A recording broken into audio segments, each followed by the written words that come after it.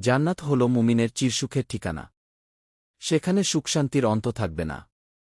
পরকালের হিসাবে যাদের পুণ্যের পাল্লা ভারী হবে এবং আল্লাহর সন্তুষ্টি লাভ করবে তাদের জন্য আল্লাহ তৈরি করে রেখেছেন জান্নাত। জান্নাত আরবি শব্দ, অর্থ বাগান বা উদ্যান। জান্নাতের বর্ণনা দিতে গিয়ে রাসূল বলেন, মহান আল্লাহ বলেছেন, আমি আমার নেককার বান্দাদের জন্য এমন জিনিস তৈরি করে রেখেছি যা কোনো চক্ষু দেখেনি, কোনো কান শোনেনি এবং যার সম্পর্কে কোনো মানুষের মনে ধারণাও জন্মেনি। কেউ জানে না তাদের জন্য তাদের চোখ শীতলকারী কি জিনিস লুকানো আছে। হুর জান্নাতের একটি বিশেষ নেয়ামত। জান্নাতি রমণীদের কোরআনের ভাষায় বলা হয় হুর। আল্লাহ তাআলা পবিত্র কোরআনে হুরদের দৈহিক অবয়বের বিবরণ দিয়েছেন। যেমন তাদের করেছি কুমারী, সোহাগিনী, সমবয়স্কা, শুরা ওয়াকিয়া। মুত্তাকিদের জন্য রয়েছে সাফল্য, উদ্যান, আঙ্গুর এবং স্ফীতস্তন বিশিষ্টা সমবয়সী বালিকা। সূরা নাবা। যারা আবরণে রক্ষিত মতির মতো। আরও ঈর্ষাদ হয়েছে, সেখানে তাদের সোনার কাকনে সজ্জিত করা হবে, সেখানে তারা সূক্ষ্ম ও পুরু রেশম ও কিংখাবের সবুজ বস্ত্র পরিধান করবে এবং উপবেশন করবে উঁচু আসনে বালিশে হেলান দিয়ে, চমৎকার পুরস্কার এবং সর্বোত্তম আবাস। সূরা কাহাফ। তাদেরকে এর পূর্বে কোনো ইনসান বা জিন স্পর্শ করেনি। সূরা রহমান। আল্লাহ তাআলা জান্নাতি পুরুষদের সঙ্গে তাদের বিয়ে দেবেন। পবিত্র কোরআনে এ সম্পর্কে ঈর্ষাদ হয়েছে, আর আমরা তাদেরকে বিয়ে দিয়ে দেব ডাগর নয়না হুরদের সাথে এবং তারা সেখানে থাকবে চিরকাল।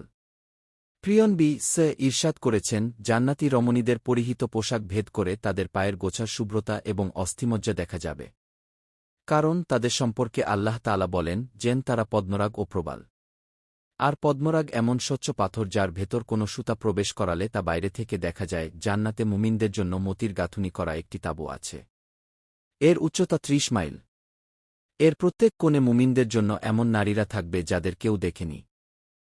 হাদিসে মহানবী জান্নাতি হুরদের রং সম্পর্কে জানিয়েছেন, জান্নাতি রমণীদের ৪ রঙে সৃষ্টি করা হয়েছে। যেমন সাদা, হলদে, সবুজ ও লাল। তাদের দেহ জাফরান, মিগনাভি, আম্বর ও কাফুর দ্বারা সৃষ্টি।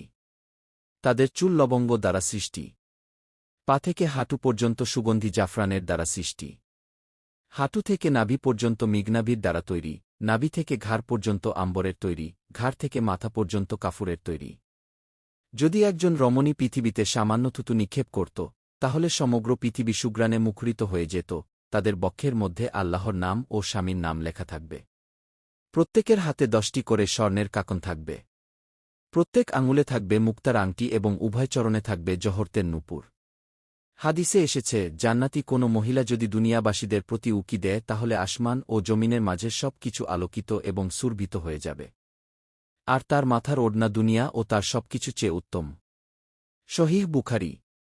তাদের মনপ্রাণ এবং দৃষ্টি তাদের স্বামীদের কাছে আবদ্ধ থাকবে, ফলে নিজ স্বামীদের ছাড়া অন্য কাউকে তারা কামনা করবে না। প্রতিনিয়ত তাদের রূপলাবণ্য বৃদ্ধি পেতে থাকবে। প্রিয়ন ঈর্ষাদ করেন, জান্নাতে একটি বাজার রয়েছে যেখানে তারা প্রতি শুক্রবারে পরস্পর সাক্ষাৎ করবে।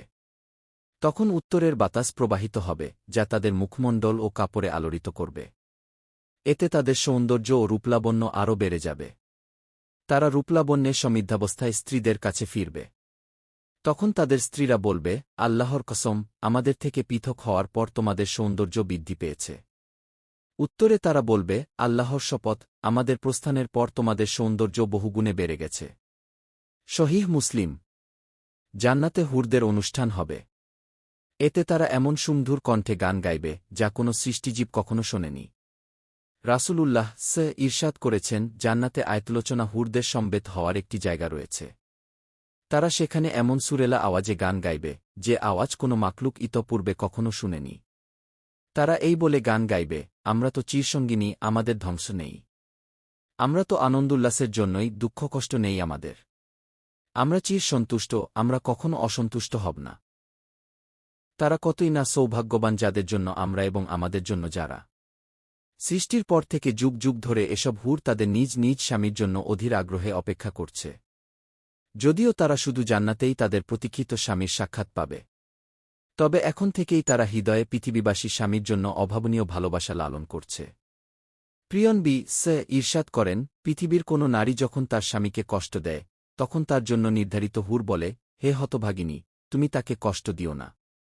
আল্লাহ তোমাকে ধ্বংস করুন। তিনি তো তোমার কাছে কয়েক দিনের মেহমান। অচিরেই তিনি তোমাকে ছেড়ে আমাদের কাছে চলে আসবেন। তিরমিজি। হুরদের থুথুর বর্ণনা দিতে গিয়ে ইবনে আব্বাস বলেন, বেহেশতে এক প্রকার হুর আছে, তাদের বলা হয় লোয়াব।